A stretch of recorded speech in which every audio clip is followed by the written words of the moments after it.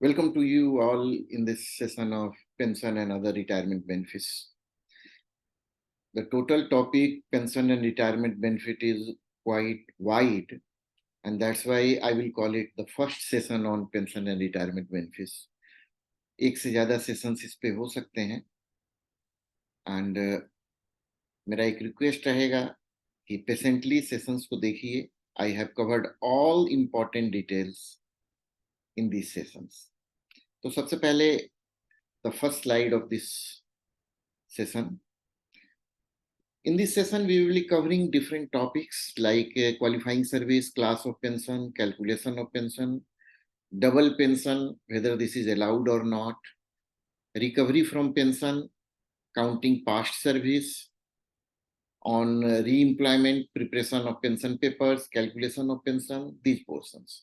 Rest of the portion like commutation of pension, gratuity है, leave encashment, family pension, कुछ special cases pension के, ये हम subsequent sessions में कवर करेंगे. First of all pension, this is covered under CCS pension rule 1972 जो कि revise हुआ 2021 में. एलिजिबिलिटी पेंशन की बनती है 10 इयर्स कंटिन्यूअस सर्विस के बाद, that is there should not be any break in service.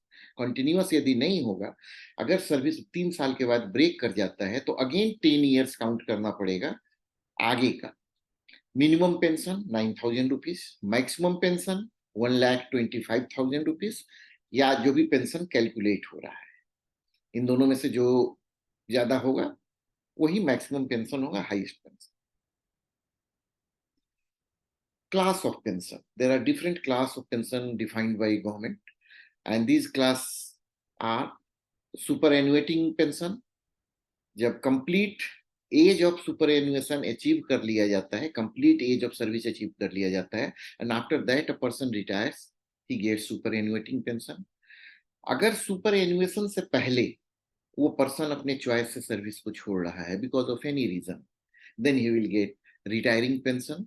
Voluntary retirement is a type of retiring pension.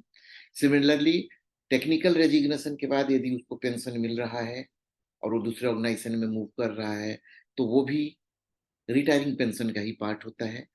Compensate pension, ये एक समझिए कि ये एक सिंपैथिक पेंशन है.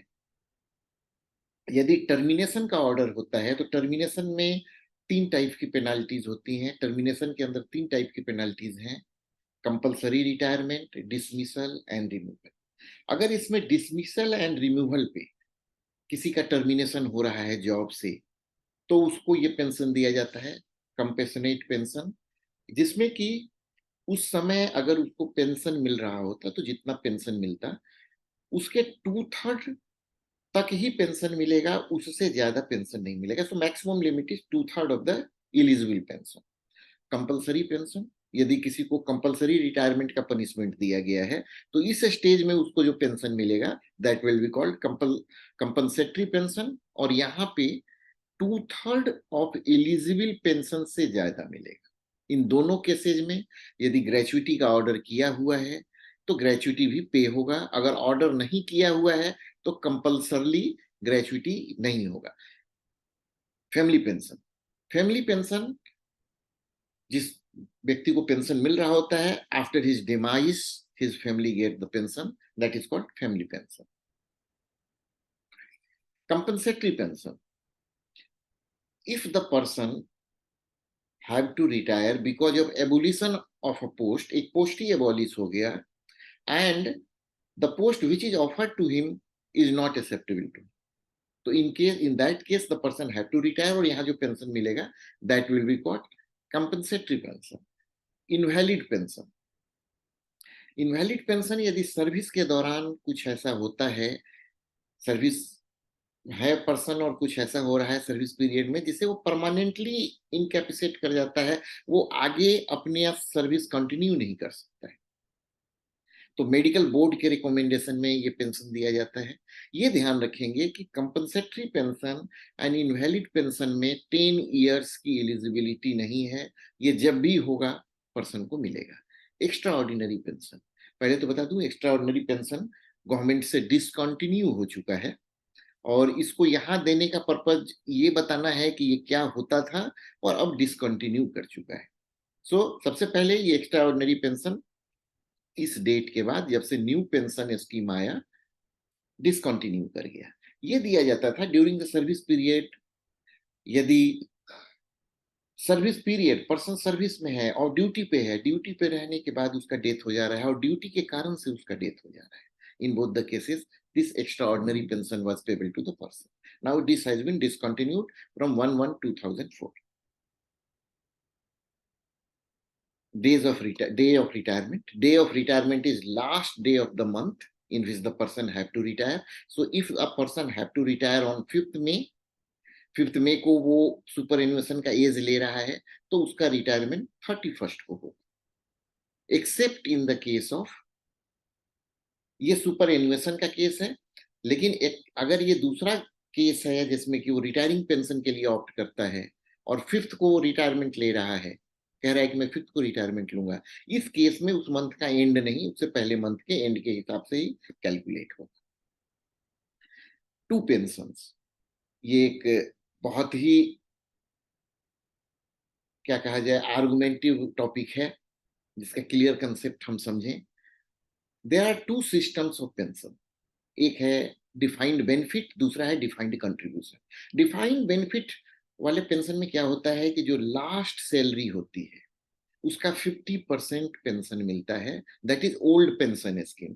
जहां पेंशन कितना मिलेगा that is defined, not the amount. Method कैसे कैलकुलेट करेंगे पेंशन वो डिफाइंड है। डिफाइंड कंट्रीब्यूशन में है कि पेंशन फंड होता है और उस पेंशन फंड में कितना कंट्रीब्यूशन जाएगा, that is defined, like NPS, EPF, rather CPF, ये जितने के जितने हैं ये defined contribution. So there are two systems of pension. ये कवर होता है pension rule 6, CCA pension rule 2021 कहता है कि किसी को दो पेंशन नहीं मिल सकता है। कहने का मतलब है किसी को दो डिफाइंड बेनिफिट का पेंशन नहीं मिल सकता है, ये समझने वाली बात है। किसी भी पर्सन को दो डिफाइंड बेनिफिट पेंशन नहीं मिल सकता है। और क्यों नहीं मिल सकता है? Because in defined benefit pension person का सर्विस पीरियड काउंट होता है। पर्सन का सर्विस पीरियड कैसे काउंट होता है? तो जिस डेट को उसने सर्विस ज्वाइन किया है उस डेट से आज तक की पूरी उसकी कंटिन्यूटी सर्विस काउंट हो रही है, क्वालिफाइंग सर्विस काउंट हो रही है, और ये सारा का सारा काउंट होने के बाद लास्ट सैलरी का उसको 50% मिल रहा है। लेकिन डिफाइंड कंट्रीब्यूशन में क्या होता है? सर्विस पीरियड काउंट होने की जरूरत नहीं है। पर्सन का जितना पेंशन में फंड में एक्यूमुलेशन है उसके बेसिस पे वो पेंशन ड्रॉ कर लेगा। सो कहने का मतलब है द डिफरेंस इज कि एक जगह चूंकि टोटल सर्विस काउंट हो रही है, मान लीजिए कि टोटल सर्विस काउंट हो रही है 20 ईयर्स के बाद a person gets old pension and after a gap of 2 year 3 year he joins a new post. New post पे कुछ दिन काम करने के बाद वहां भी अगर ओल्ड पेंशन में वो उसको काउंट किया जाए और फिर से पेंशन दिया जाए तो क्या होगा? जहां वो न्यू ज्वाइन किया है वहां का भी पास्ट सर्विस उसका पूरा का पूरा काउंट होगा। सो डबल काउंटिंग है वहां पे, और इस डबल काउंटिंग को अवॉइड करने के लिए ये टू डिफाइंड पेंशन जो होते हैं same post, same service and same continuation of service के लिए नहीं अलाउड है। तो अगर पर्सन का कंटिन्यूएशन ऑफ सर्विस अलग अलग है तो केस अलग होगा, पोस्ट अलग है, सर्विस अलग है। अगर एक सर्विस से दूसरे में भी गया तो केस अलग।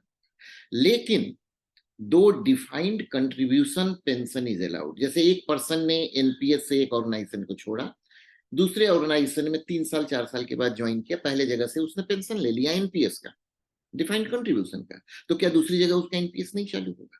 चालू होगा। बिकॉज इसमें क्या होता है डिफाइंड कंट्रीब्यूशन में, the person gets the pension during the service. So during the service उसका कंट्रीब्यूशन जा रहा है, so that can not be stopped, वो होगा। तो कहने का मतलब है कि defined contribution plus defined contribution is allowed. Similarly defined benefit plus defined contribution is allowed. लेकिन दो डिफाइंड बेनिफिट का पेंशन एक पर्सन को नहीं मिल सकता है। सो नेशनल पेंशन स्कीम जो है, इसमें जो है अगर दो नेशनल पेंशन स्कीम उसके पास है, उसमें बेनिफिट मिल सकती है, एक ओल्ड पेंशन का और एक फिर freshly new national pension scheme में आ जाए, वो एनपीएस में हो, तो उसकी बेनिफिट उसको मिलेगी। री एम्प्लॉयमेंट के केस में मैक्सिमम देखा जाता है कि ऐसा होता है, बिकॉज पर्सन जहां ओल्ड पेंशन मिल रहा होता है, अगर वैसे ऑर्गेनाइजेशन को ज्वाइन करे जहां ओल्ड पेंशन स्कीम है ही नहीं, तो एक ऑर्गेनाइजेशन से उसको पेंशन ले लेना होता है, न्यू ऑर्गेनाइजेशन में ही drawers NPS. Next, withholding, withdrawing and recovery from the pension. Pension एक पर्सन का कंटिन्यू हो गया, स्टार्ट हो गया, आफ्टर दैट अगर उसका पेंशन रोकना है तो क्या क्या ग्राउंड पे रुकेगा? The first ground is misconduct, या कोई बहुत सीवियर चार्जशीट है, या फिर उसका कन्विक्शन हुआ है कोर्ट से। इन केसेस में दो कैटेगरी निकल गई, मिसकंडक्ट और बहुत सीवियर चार्जशीट है, एंड द नेक्स्ट है कोर्ट से कन्विक्शन। इस केस में, दोनों केस में जो अथॉरिटी ऑर्डर करता है विदहोल्डिंग ऑफ पेंशन और विड्रॉवल ऑफ पेंशन, वो अलग अलग है। पहले केस में जहां पर की मिसकंडक्ट है, उसने कोई नया पोस्ट ज्वाइन किया, वहां पे मिसकंडक्ट है, वहां पे चार्जशीट हो रहा है, कुछ उस तरह की चीज है, then president will order this, and this also after issuing show cause, जिसमें कि कहा जाएगा कि आपका पेंशन क्यों न रोक दिया जाए। But if it is on the ground of the conviction, then it is the appointing authority who will issue the order for withholding or withdrawing the pension. So here authorities अलग अलग हैं, ये ध्यान देने वाली बात है। In both the cases, in minimum pension cannot be stopped. So minimum pension उसका continue रहेगा। Qualifying service. Qualifying service includes duty. This includes leave with leave salary. लेकिन यहाँ पे एक इंपॉर्टेंट चीज है कि ईओएल यदि है तो ईओएल भी इसमें इंक्लूडेड होता है ड्यूटी में। यहाँ हालांकि सैलरी नहीं मिलती है ईओएल में, लेकिन ईओएल काउंट होता है, प्रोवाइडेड ईओएल मेडिकल के ग्राउंड पे हो, स्टडी के ग्राउंड पे हो, या सिविल कमोशन के ग्राउंड पे हो। अगर किसी को ईओएल लेना पड़ा है बिकॉज ऑफ सम पेनाल्टी और बिकॉज ऑफ डिसिप्लिनरी प्रोसीडिंग्स और because of absence, discontinuity of service को बचाने के लिए, so that period will not be counted.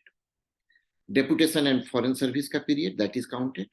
If probation is followed by confirmation, then probation period will be counted in qualifying service. Suspension with minor penalty, this is considered. Suspension with minor penalty, then this period of suspension will be counted as duty.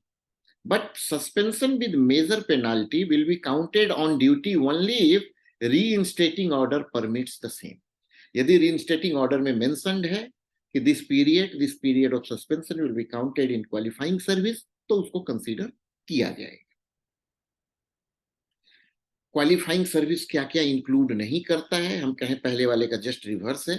Discontinued period of service, employment before the age of 18 years, EOL जो ground हमने बताया उन grounds को छोड़ करके, suspension with major penalty, और reinstating order में लिखा हुआ अगर वो नहीं है तो। कुछ और स्पेशल केसेस हैं, वो हम देखें क्या होता है उन स्पेशल केसेस में। लाइक यदि किसी का कंटिजेंसी से पेमेंट हो रहा है, मतलब सैलरी उसका कंटिजेंसी से मिलता रहा है, कुछ वर्क चार्ज पोस्ट जिसको हम कहते हैं, जहां की सैलरी से पेमेंट, सैलरी के अकाउंट से पेमेंट नहीं होता है, ग्रांट इन सैलरी से पेमेंट नहीं होता है, कंटिजेंट चार्जेस से उसका पेमेंट होता है। उस केस में अगर उसकी क्वालिफाइंग सर्विस काउंट की जाएगी तो जो रेट है उसका हाफ काउंट किया जाएगा। दूसरा है, यानी कि इन जनरल केसेस 6 मंथ को 1 यूनिट माना जाता है क्वालिफाइंग सर्विस में, यहाँ 1 ईयर को 1 यूनिट माना जाएगा। 20 ईयर्स अगर किसी ने सर्विस किया है तो क्वालिफाइंग सर्विस वहां 40 ईयर्स हो जाता है नॉर्मल केस में, लेकिन यहाँ 20 years he. Contract followed by permanency का यदि केस है, कोई कॉन्ट्रैक्चुअल अपॉइंटमेंट है और परमानेंट हो जाता है, contract period will be counted if he forgoes all claims like CPF, EPF etcetera. Qualifying service is counted on the basis of half yearly, जो मैंने अभी बताया। हाफ ईयर को एक यूनिट माना जाता है।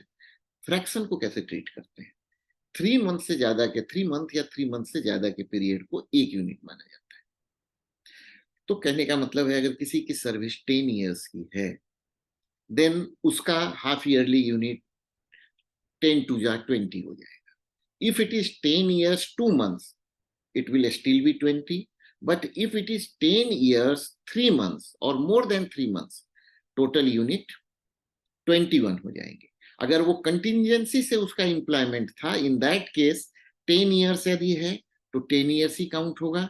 10 years 3 month भी है तो वो 10 years ही काउंट होगा। यहाँ पे ये फ्रैक्शन का कंसिडरेशन नहीं होता है। कंटिजेंसी से यदि पेमेंट हो रहा है, यहाँ फ्रैक्शन का कंसिडरेशन 6 months के बाद होगा। 6 months को एक यूनिट माना जाएगा। सो यदि 10 years 6 months वो पर्सन सर्विस किए हुए हैं, देन उसका जो यूनिट हो जाएगा 11 हो जाएगा। अदरवाइज अगर इससे कम है तो 10 ही रहे। Next, counting past service after री एम्प्लॉयमेंट। री एम्प्लॉयमेंट के बाद यदि किसी को अपनी पास्ट सर्विस काउंट करवानी हो तो कैसे करेगा? This is not counted if the री एम्प्लॉयमेंट इज आफ्टर सुपर एनुएशन और प्री मेच्योर रिटायरमेंट। अगर वो कहा जाए वॉलंटरी रिटायरमेंट है, सुपर एनुएशन है तो काउंट नहीं होगा, तो ये काउंट नहीं होगा। कंपनसेटरी पेंशन या टेक्निकल रेजिग्नेशन का यदि ग्राउंड है और उसके बाद वो पर्सन ज्वाइन किया है तो दिस पीरियड इज काउंटेड। अब काउंट यदि उसको कराना है तो क्या ऑप्शन है? सपोज कीजिए एक पर्सन एक ऑर्गेनाइजेशन से रिटायर कर गया, he is drawing pension from there, he has received gratuity, leave encashment and everything, all dues he has received, and he want to join a new organization after a gap of 2 and 3 years. He want that period to be counted, and this organization is allowing the same. Compensatory pension का case है, this organization is allowing the same. या technical resignation का case है जहां पे कि उसने benefit नहीं लिया है और काउंट करवाना चाहता है। इन बोथ द केसेस यदि वो काउंट करवाना चाहता है तो whatever the benefit he will get, that benefit he has to transfer into the organisation where he is going to be reemployed. और द मोमेंट वो सारा ट्रांसफर करा देगा, उसका ग्रेचुइटी में पहले का पीरियड काउंट हो जाएगा। At the same time leave encashment नहीं लिया उसने, लीव ट्रांसफर हो जाएगा, पेंशन की कंटिन्यूटी काउंट हो जाएगी। And the greatest benefit is कि न्यू ऑर्गेनाइजेशन के पे में से उसका पेंशन माइनस नहीं होगा, लेकिन यहां से पेंशन रुक भी जाएगा। अगर उसने ऐसा नहीं किया, इफ ही वांट्स कि मैं अपने एक्स ऑर्गेनाइजेशन से अपनी बेनिफिट ले लूं पूरा, in that case his service will not be counted, and because his service is not be counted, यहाँ न्यू ऑर्गेनाइजेशन में वो डायरेक्ट बेनिफिट में कंसीडर नहीं हो सकता है, वो सॉरी फिक्स बेनिफिट में कंसीडर नहीं होगा, एंड फिक्स कंट्रीब्यूशन सिस्टम में कंसीडर होगा, दैट इज एनपीएस में कंसीडर। यदि वो इस कंट्रीब्यूशन को देने में 1 मंथ से ज्यादा डिले करता है, मतलब ज्वाइन करने के बाद 1 मंथ के बाद अगर वो कंट्रीब्यूशन ट्रांसफर करता है, then he will require to pay the penal interest of 2% above the GPF rate, applicable GPF rate at the moment. अब ज्वाइन करने से पहले 3 years के दौरान अगर उसने सारी बेनिफिट अपनी अवेल कर ली और पेंशन ड्रॉ करवाया, बेनिफिट तो ट्रांसफर करेगा, उस पीरियड का पेंशन का अमाउंट उसको ट्रांसफर नहीं करना है, यानी ग्रेचुइटी, लीव इनकैशमेंट वगैरह वगैरह ट्रांसफर करना है, पेंशन उसको ट्रांसफर नहीं करना है। So that is the system यदि वो सर्विस काउंट कराना चाहे and that organisation agrees to count the past service, then this will be considered in this pattern. Preparation of pension papers every 1st of January on quarterly basis, 1st of January, 1st of April, 1st of July and 1st of October, head of the office एक list भेजते हैं pension authority के पास, जिसमें कि ये mention होता है कि इन नेक्स्ट 12 to 15 months कौन कौन से पर्सन रिटायर होने वाले हैं। एंड ये इसलिए भेजा जाता है कि जो पेंशन अथॉरिटी हैं वो आगे का प्रिपरेशन कर सके। इसके बाद 12 months before head of the office के यहाँ से उसके सर्विस का वेरिफिकेशन स्टार्ट होता है, and this verification is carried out in form 7, this form 7 is made ready. Form 7 को रेडी करने के बाद 8 months बिफोर फॉर्म नंबर 5 एक होता है, उस फॉर्म नंबर 5 में सारे डिटेल्स भर के यहाँ क्वालिफाइंग सर्विस कैलकुलेट हो गया उसका, ठीक है, सर्विस वेरिफिकेशन हो गया, क्वालिफाइंग सर्विस कैलकुलेट हो गया। यहाँ पे 8 months बिफोर फॉर्म 5 में ये डिटेल्स भर करके पेंशनर जो प्रोस्पेक्टिव पेंशनर है उसको सबमिट कर दिया जाता है कि आप एक बार वेरीफाई कर लो and submit within 2 months with your signature. So 2 months के अंदर वो सबमिट करता है। अगर उसको कुछ भी डाउट होता है तो 2 month में वो डाउट उसको क्लियर करवा लेना होता है। Now this 7 form 7 for 5 along with the covering letter in form 8 is sent to the pension authority along with other documents। other documents में क्या क्या है, जैसे कि वेरिफिकेशन डॉक्यूमेंट्स हो गए, ये पेंशन कैलकुलेशन डॉक्यूमेंट्स हो गए, तो ये सारे के सारे डॉक्यूमेंट्स के साथ भेज देते हैं वो। एंड आफ्टर दैट कोई रिकवरी अगर उससे होनी है किसी पेनाल्टी की, लाइसेंस फी की और एनीथिंग एनीथिंग, कुछ एडवांस लिया है उसका पूरा रिकवरी नहीं हुआ है तो उसका डिटेल भी भेज दिया जाता है। उसको चेक करने के बाद pension authority issues pension PPO, 1 month पहले वो पीपीओ प्रोबेबल पीपीओ दे देता है कि इस डेट के बाद इसका ये पेंशन चालू हो जाएगा, और 1 month के बाद उसको सारी की सारी बेनिफिट्स मिल जाती है। So that is the time line and accordingly the preparation is carried out. Emolument and average emolument. Emolument includes पे एंड एनपीए। यहाँ एक चीज गौर करेंगे, पे का डेफिनेशन यानी इमोल्यूमेंट का definition time to time change होता रहता है। कहीं कहीं this includes pay in the pay level, that is the basic pay plus personal pay plus NPA. कई जगह स्पेशल पे भी इंक्लूड होता है। सो यहाँ पे ध्यान रखेंगे कि यहाँ पे बेसिक पे, this is basic pay plus NPA only. Personal पे इंक्लूड नहीं होता है, स्पेशल पे इंक्लूड नहीं होता है, और डेपुटेशन पे तो इंक्लूड होता ही नहीं, ठीक है। For gratuity emolument includes DA. यहाँ देखिए डेफिनेशन बदल गया, इमोल्यूमेंट में डीए भी आ गया। So here it will be pay plus NPA plus DA. Average emolument 10 months का एवरेज निकालते हैं इमोल्यूमेंट का, रिटायरमेंट से पहले बैकवर्ड काउंट कर 10 months के एवरेज इमोल्यूमेंट एंड लास्ट इमोल्यूमेंट में से जो हायर होता है वो पेंशन कैलकुलेशन के लिए कंसीडर होता है। कुछ स्पेशल केसेस हैं, यदि इस 10 months के पीरियड में कोई पर्सन लीव पे है तो क्या होगा। तो यदि लीव का पीरियड 120 days तक है तो ये माना जाता है कि वो पर्सन लीव पे होने के बावजूद ड्यूटी पे है, और उसका यदि कोई इंक्रीमेंट वगैरह इस पीरियड में ड्यू हो रहा है तो इंक्रीमेंट लगाते हुए उसकी सैलरी कैलकुलेट होती है, क्योंकि in the normal case during the leave increment is not considered, लेकिन यहाँ इंक्रीमेंट कंसीडर करते हुए उसका 10 months काउंट किया जाता है। अगर ईओएल का केस हो या डाइज नन का केस हो या ओवर स्टेल का केस हो, इन तीनों केस में 10 months इन पीरियड्स को हटा के काउंट होता है। जैसे रिटायरमेंट से 7 months before a person was on EOL for 2 months, तो फिर क्या होगा कि 7 month यहाँ, और ईओएल से पहले 3 month, जब वो ईओएल पे गया उससे पहले का 3 month काउंट किया जाएगा। अकॉर्डिंगली ये केस डाइजनन में भी होता है और ओवर स्टेल में भी होता है। कोई अगर डेपुटेशन और कहीं गया है, ओवर स्टे कर गया है और लीव पे गया है, ओवर स्टे कर गया है, इन ऑल पीरियड्स। सस्पेंशन में अगर कोई सस्पेंशन से ही रिटायर कर रहा है तो उसको प्रोविजनल पेंशन मिलेगा। क्या होता है प्रोविजनल पेंशन, हम आगे देख रहे हैं। ये प्रोविजनल पेंशन जो उसको मिलेगा, इस प्रोविजनल पेंशन में जो इमोल्यूमेंट कैलकुलेट होता है ये कंसीडर करते हुए होता है कि वो पर्सन पेंशन ड्रॉ ही नहीं, सॉरी, वो पर्सन सस्पेंशन पे था ही नहीं, he was in service and he was getting the total salary, subsistence allowance पे नहीं होता है। ऑन डेपुटेशन बोरोइंग डिपार्टमेंट में वो पर्सन जितना ड्रॉ कर रहा था 10 months में, उसको कैलकुलेट किया जाता है एवरेज के लिए। इसका कैलकुलेशन कैसे होता है, जो भी एवरेज इमोल्यूमेंट आता है उस एवरेज इमोल्यूमेंट का 50% या जो भी लास्ट इमोल्यूमेंट आता है उसका 50% निकाला जाता है, and whichever is higher, average का 50 या लास्ट इमोल्यूमेंट का 50, वो उसका पेंशन हो जाता है। मिनिमम पेंशन 9,000, मैक्सिमम इज 1,25,000, ये लिमिट देखनी होती है। 80 ईयर्स अचीव करने के बाद उस पर्सन का पेंशन 20% बढ़ जाता है। कितना बढ़ता है? 20%।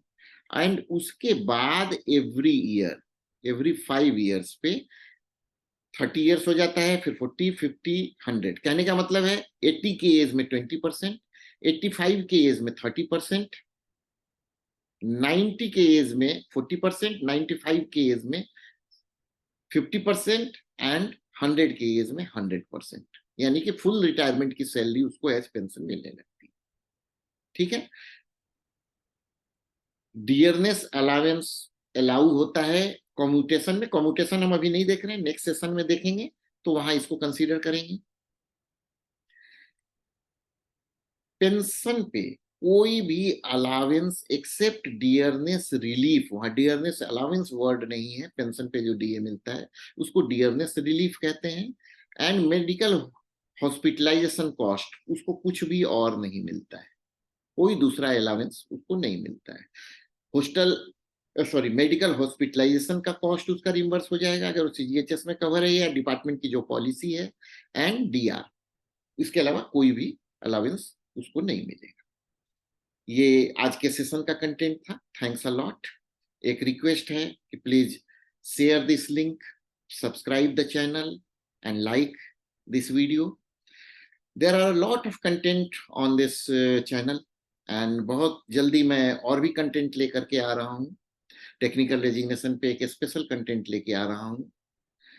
सिमिलरली इसके फर्दर सेशंस भी उस पे लोड होंगे, so please watch that. Thank you very much for your patient listening. Thank you.